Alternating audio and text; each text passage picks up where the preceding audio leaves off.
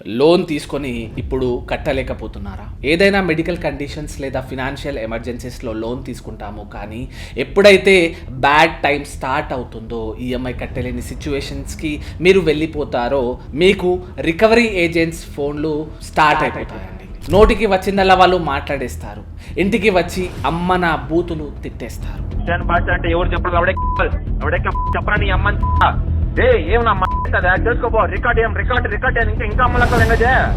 మీ పరువు పోయేలా అరుస్తుంటారు.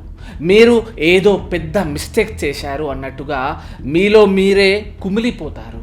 ఇక నాకు ఏ దిక్కు లేదు, చావడం ఒక్కటే దిక్కు అనుకుంటారు.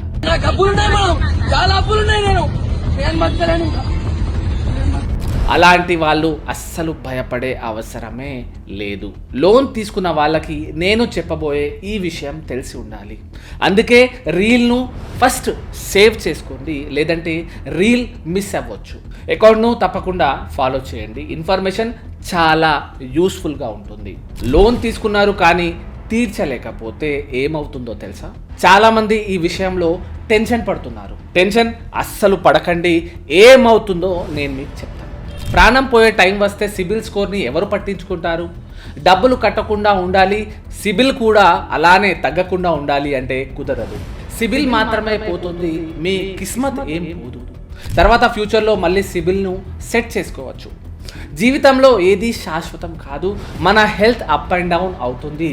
మన ఈసీజీ రిపోర్ట్ కూడా నిలకడగా ఉండదు.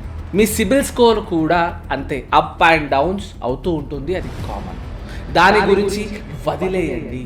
నెక్స్ట్, మీరు ఈఎంఐ కట్టకపోతే పోలీసులు మీ ఇంటికి వచ్చేసి మిమ్మల్ని అరెస్ట్ చేస్తారా అంటే అస్సలు చేయరు. ఇలా ఎవరైనా రికవరీ ఏజెంట్స్ మీకు చెప్తే అస్సలు నమ్మకండి. వీళ్ళు సామాన్య జనాలను ఇలాంటి మాటలు చెప్పి మోసం చేస్తున్నారు, భయభ్రాంతులకు గురి చేస్తున్నారు. సార్ 2 months నుంచి కట్టలేదు సార్ ఈఎంఐ. ఇప్పుడు వచ్చి ఇంటి దగ్గర నిలబడినాడు సార్. మా భార్యకి ఎట్టంటే మాటదన్నాను సార్ వాళ్ళు.